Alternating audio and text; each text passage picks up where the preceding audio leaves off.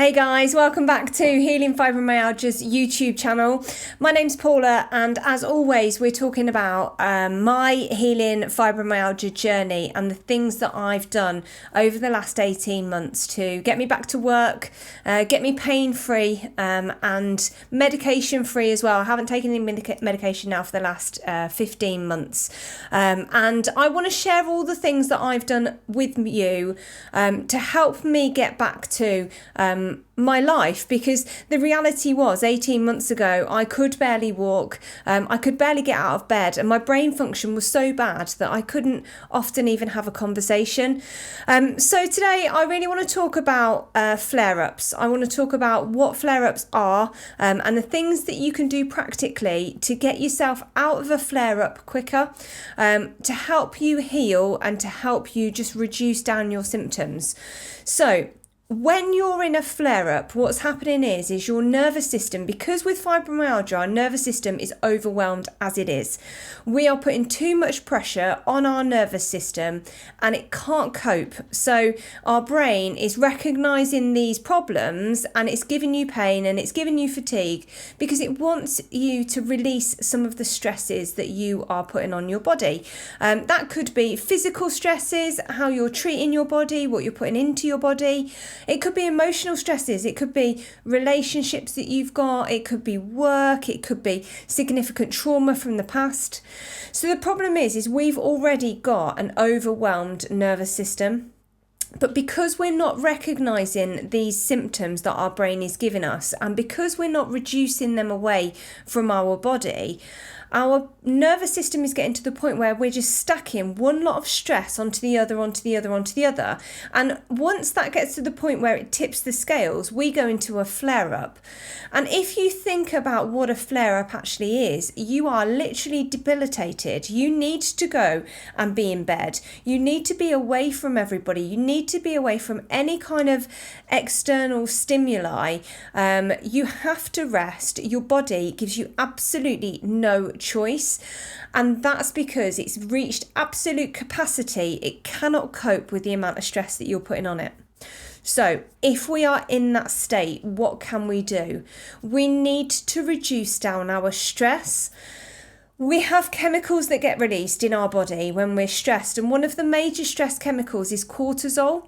It's released just at the very top of your spine, at the bottom of where your head meets your spine, and that is our fight or flight chemical. It's the one that gets released if we were out in the wild and a lion was chasing after us. It's the one that's going to keep us safe. But what we don't want to do is run our body on cortisol all the time, because it's the wrong chemical balance. Our body is in survival mode all the time and it's never relaxed. So some top tips and ways to reduce down your cortisol. If you can reduce your cortisol down, you're going to get yourself out of that flare-up in a quicker amount of time. So one of the things that you can do is mindful breath work. There are loads of people on the internet talking about mindful breath work. One of the ones that I've used particularly is by Wim Hof. You might have heard of Wim Hof. He's the crazy Iceman, the guy that swims under the ice in the freezing cold water and encourages people to get in the cold showers and the ice plunges. But part of what he does in preparation for doing this putting his body in this extreme cold, is to do this mindful breath work. It helps to calm down your body and calm down your nervous system and calm down the amount of cortisol you've got. So if you're not familiar with what he does, have a Google. He is all over the internet, on YouTube, but also has an app as well that you can follow, so you can watch some of his YouTube videos and then you can replicate some of that mindful breath work that he does. Some of the other things that you could do, if you were only able to lay in bed, maybe you could put some headphones in, go onto YouTube and find some guided meditations to do, because if you can reduce the stress in your body and you can focus your brain on that one thing, the one stimulus that's going into your ears, and you can follow that in your mind's eye, you can lower your cortisol down because you're not stressing about all the other millions of things that are going on in your life. You're literally just focused on one thing, and that one thing, its main aim aim is to make you relaxed, and that is going to lower your cortisol. So those two things are super important, things that you can do right now if you are in a flare-up. The other thing that you can do is you can have a look at some supplements that are going to help. So we've got a couple of really good supplements that help with stress levels. One of them is L-theanine. So L-theanine is an amino acid.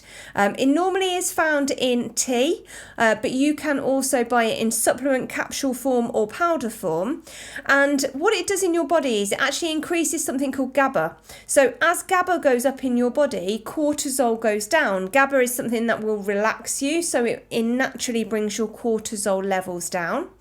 You can also try magnesium. So magnesium glycinate is really good to help with muscle cramps and to reduce your stress.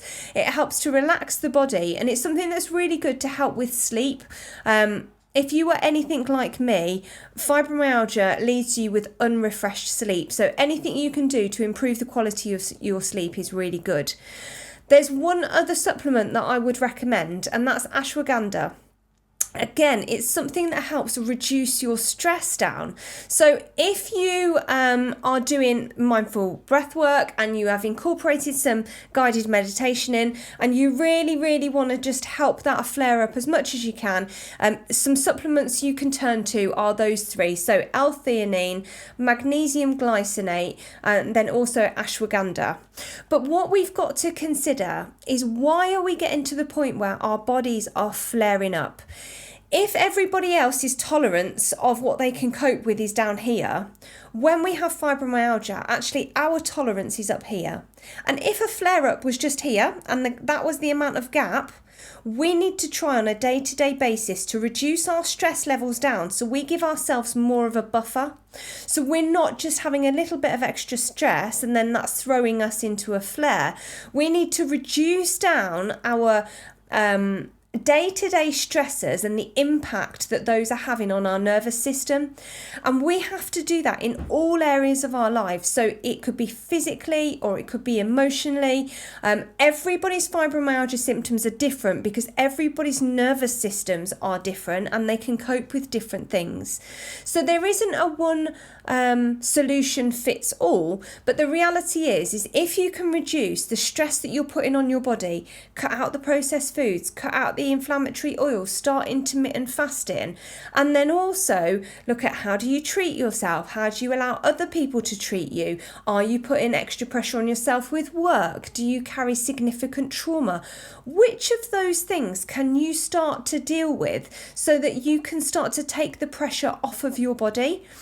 The physical things are easier to manage because ultimately we do control what we put in our mouths, don't we? So we can cut out the things that aren't good for our body. That's an easier thing to deal with. The emotional stuff, I get it, it is more difficult, but it's so important because our brains just do not understand the difference between emotional pain and physical pain. So your brain's going to treat it all the same. And if it is emotional pain that's causing your physical symptoms, you need to start working through some of these challenges, because how you deal with your emotions is having an impact on your physical symptoms.